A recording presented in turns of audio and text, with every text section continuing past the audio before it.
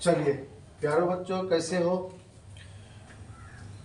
I hope कि आप लोग अच्छे होंगे, स्वस्थ होंगे। आज फिर से जो हम लेकर के आए हैं आपका क्लास 12th का, जो बहुत स्टूडेंट का कमेंट था कि सर चैप्टर पढ़ाइए पढ़ाइए, वो है आपका सब्जेक्ट 12th का बायोलॉजी। बायोलॉजी जो है 12th का हम बताए थे इससे पहले कि इसका बेसिक हम बताए थे कि बायो का जो जनक है अरस्तु है, और इसमें जीवों का अध्ययन किया जाता है। ठीक ना, बायो में क्या होता है, जीव जंतु का अध्ययन किया जाता है, स्टडी किया जाता है, उसी को हम बोलते हैं बायोलॉजी। तो इसका पहला चैप्टर जो था, बायो का जो पहला चैप्टर था आपका था जीवों में जनन, रिप्रोडक्शन इन ऑर्गेनिज्म। तो ये जो चैप्टर है, इस चैप्टर से बहुत सारे ऑब्जेक्टिव पूछे जाते हैं और क्वेश्चन किए जाते हैं। शॉर्ट क्वेश्चन, लॉन्ग क्वेश्चन भी इस चैप्टर से पूछा जाता है। तो आपको जो आज हम पढ़ाएंगे ना, वो आप एकदम ध्यान से वीडियो को लास्ट तक देखिएगा क्लास को, और देखने के बाद आपको करना क्या है कि जितना जिस प्रकार से हम लिखे हैं इसी प्रकार से आपको नोट्स तैयार करते रहना है। नोट्स तैयार करने से फायदा ये होगा कि आप बाद में जो है इसको रिवीजन कर सकते हैं। तो इसको जो है आप अपने अपने कॉपी में नोटबुक लेकर के बैठिएगा, और सभी को जितना हम लिखे हैं अभी सभी को आप जो है नोट करते जाइएगा। ठीक ना, नोट करने से फायदा बताए कि आपको जो है बाद में रिवीजन करने में बहुत ही फायदा होगा, आपका नोट्स अगर बना हुआ रहेगा तब। तो आइए देखते हैं कि जीवों में जनन होता कैसे है, जीवों में जनन कैसे होता है, और जीवों का जीवन काल या जीवन अवधि बोले तो लाइफ स्पैन वो किस प्रकार का है। क्या सभी जीव का जो जीवन काल है वो एक ही प्रकार का है या अलग अलग है? जैसे कुछ जीव है पृथ्वी पर जो एक समान है, जैसे कौवा को देख लीजिए और तोता को देख लीजिए। ठीक ना, दोनों क्या लगता है, एक समान लगता है, लेकिन दोनों का जो जीवन काल है वो अलग अलग है। दोनों का जीवन काल अलग अलग है। तो आइए सबसे पहले हम जानेंगे कि जनन कितने टाइप्स के हैं, ये सब हम बताएंगे आपको। कि जनन का मतलब होता ये है कि अपने ही जैसा जीव जो है अपने ही जैसा संतान या संतति का उत्पन्न करना या जन्म देना ही जनन कहलाता है। क्या कहलाता है? अपनी ही जैसा संतान या संतति का उत्पन्न या जन्म देना ही वो क्या कहलाता है, जनन कहलाता है। तो इससे आपसे पूछेगा जनन क्या है, जनन के कितने प्रकार है, टाइप्स ऑफ रिप्रोडक्शन पूछेगा। उसके बाद रिप्रोडक्शन पूछेगा। तो टाइप्स ऑफ रिप्रोडक्शन जो है वो है आपका दो प्रकार के, कौन कौन है, ए सेक्सुअल रिप्रोडक्शन और दूसरा है सेक्सुअल रिप्रोडक्शन। सेक्सुअल रिप्रोडक्शन यानी लैंगिक जनन, और ए सेक्सुअल रिप्रोडक्शन आपका हो जाएगा अलैंगिक जनन। यहाँ से आपको सेक्सुअल रिप्रोडक्शन और ए सेक्सुअल रिप्रोडक्शन में दोनों में अंतर भी पूछता है। आइए देखते हैं। अभी हम बताएं कि ये जो जनन है, जनन जो है वो आपका दो प्रकार का होता है। कौन कौन होता है? तो बताएं हम अभी कि लैंगिक जनन क्या होता है, लैंगिक जनन, और दूसरा क्या होता है, अलैंगिक जनन और लैंगिक जनन। तो इसके बारे में हम अगला टॉपिक में पढ़ेंगे, अगले बार इस पर चर्चा करेंगे। लैंगिक और अलैंगिक जनन में जीवों में किस प्रकार जनन होता है, जनन क्या होता है, इसके बारे में नेक्स्ट टॉपिक में हम बात करेंगे। आज जो हम आपको बताने वाले हैं वो है आपका जीवों में जनन का जो पहला टॉपिक है वो है जीवन काल या जीवन अवधि। यानी जैसे मान लीजिए कोई बच्चा जन्म लेता है, क्या लेता है, कोई बच्चा मान लीजिए जन्म लेता है, और जन्म से लेकर के मृत्यु तक का जो काल होता है, यानी मृत्यु तक का जो अवधि होता है, उसी को हम बोलते हैं लाइफ स्पैन। क्या बोलते हैं? लाइफ स्पैन बोलते हैं। यानी जीवन काल से लेकर के मृत्यु काल तक की अवधि को ही हम बोलेंगे लाइफ स्पैन। ठीक ना, याद रहेगा ना। तो क्या बोलेंगे कि कोई बच्चा जब पृथ्वी पर, याद रखिएगा, कोई भी पृथ्वी पर अगर ये दावा करे कि हम अमर हैं, सब दिन जीवित रहेंगे, ऐसा नहीं है। सभी का एक जीवन अवधि है, जीवन काल है, उतना ही के अंदर में, उतना ही के आसपास में उसको जो है प्राकृतिक मृत्यु जो है, नेचुरल डेथ जो है वो मिल जाता है। प्राप्त हो जाता है, ठीक ना।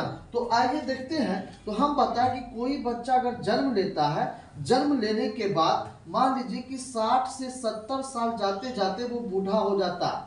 क्या होता है, 60 से 70 साल तक बूढ़ा हो जाता है और 60 से 70 तक जाते जाते उसका बतवा खत्म हो जाता है। जैसे मान लीजिए कोई बच्चा, एग्जाम्पल लेते हैं, कोई बच्चा जो है 2000 ईस्वी में जन्म लिया। कितना में लिया, 2000 ईस्वी में लिया। अब जो ये 2000 ईस्वी में जन्म लिया, अब इसका मृत्यु दंड कितना हो गया, 60 से 70 साल, यानी 60 से 70 तक जाते जाते ये बच्चा क्या हो जाएगा, बूढ़ा बन जाएगा। और बूढ़ा होने के बाद इसी में हर एक विधि, हर एक जो है कार्य का सामना उसको करना पड़ेगा।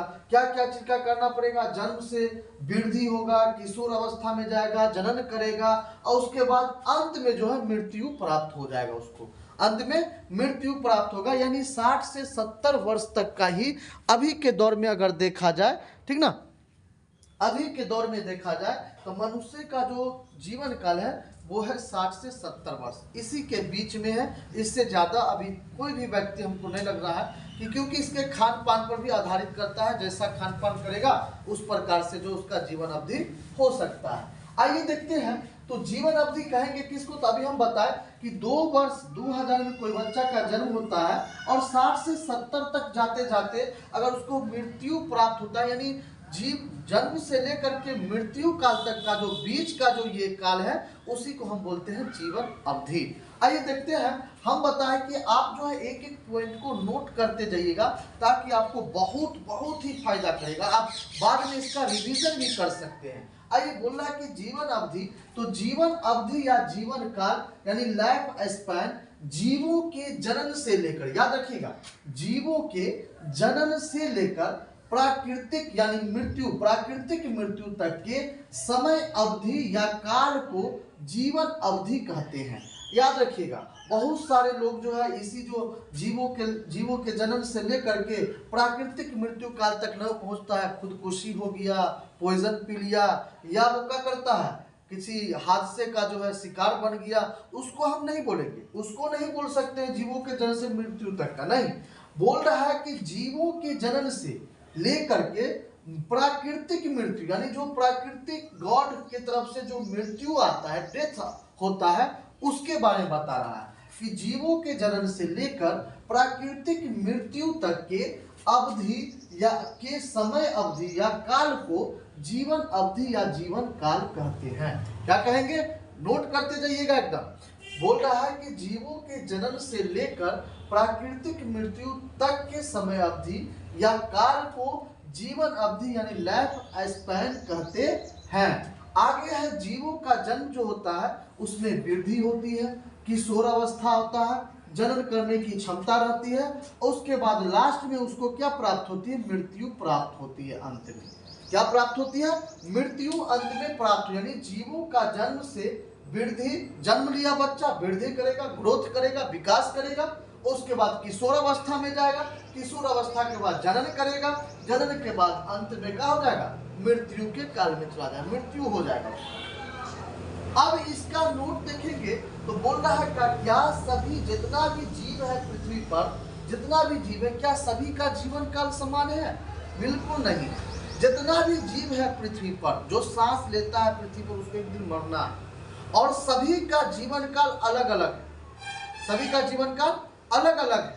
अब देखिए यहाँ पर बोल रहा है कि प्रत्येक जीव का जीवन काल अलग अलग होता है, प्रत्येक जीव का जीवन काल अलग अलग होता है। कुछ जीवों की कुछ ही दिन और कुछ जीवों की कई हजार वर्ष जीवित रहते हैं। यानी कुछ जीव जो ऐसा है जो कुछ ही दिन में, जैसे तितली को ले लीजिए, 1 से 2 सप्ताह में खत्म हो जाता है, होता है कि नहीं होता? उसी प्रकार से तितली के बाद जो है तोता को ले लीजिए, तोता जो 140 वर्ष जीवित है। लेकिन सेम उसी के आकार का कौवा होता है, कौवा का वर्ष कितना होता है, 15 वर्ष तक जीवित रहता है, उससे ज्यादा नहीं रहता है। 15 वर्ष में उसका बाद खत्म हो जाता है, मृत्यु जो आता है प्राकृतिक मृत्यु हो जाता है। आगे देखिए, तो वही बोल रहा है कि जितना भी पृथ्वी पर जीव है, जितना चाहे जितना जीव हो, सभी का जो मृत्यु काल है, जीवन अवधि है, वो क्या है, अलग अलग है। क्या है, अलग अलग। तो अभी हम आपके बताएं कि जैसे में आपका तितली का जीवन काल 1 से 2 सप्ताह होता है, कितना होता है? बहुत हो गया, 1 से 2 सप्ताह बहुत हो गया।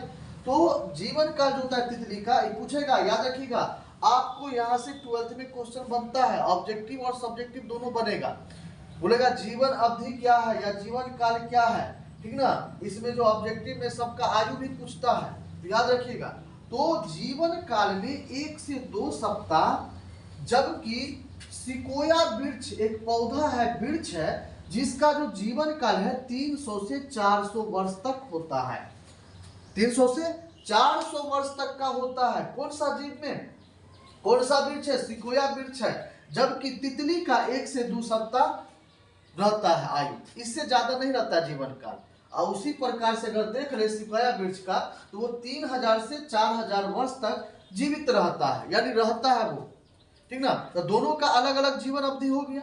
उसी प्रकार से है जीवों के जनन अवधि का उनके आकार से कोई संबंध नहीं होता है कि है उनका जो आकार जो है बड़ा है, लंबा है तो ज्यादा दिन तक जिएगा, या उसका आकार जो है छोटा है तो ज्यादा दिन तक जिएगा। इससे कोई रिलेटेड नहीं है, जीवन अवधि से इससे कोई रिलेटेड नहीं है। चाहे वो आकार का छोटा हो या आकार के बड़े हैं, उससे कोई संबंध, किसी भी प्रकार का संबंध नहीं था। भाई बोल रहा है जीवों के जीवन अवधि का उनके आकार से कोई संबंध नहीं होता है, अर्थात जीवों के आकार समान होने पर उनकी जीवन अवधि समान नहीं होती है। यानी आकार अगर समान भी है, ठीक ना, उसका जीवन काल समान नहीं होगा। जैसे हम बता दें ना कौवा और तोता का, कि तोता और कौवा का आकार समान है, ठीक ना, लेकिन देखिए कौवा 15 ही वर्ष तक का जीवन काल उसका, और जबकि तोता का कितना है? 140 वर्ष है। कितना है जीवन काल? 140 वर्ष। भाई बोला गया कि अवधि उनके आकार से कोई संबंध नहीं होता है, अर्थात जीवों के आकार समान होने पर उनकी जीवन अवधि समाप्त नहीं होती है। यानी जीवन अवधि जो है समान नहीं होती है, उनका जब आकार समान रहेगा या समान होने पर उसका जीवन अवधि जो है वो समान नहीं होगी, ठीक ना। फिर आगे कह रहा है कि जीवों के जीवन अवधि का अंत मृत्यु ही है।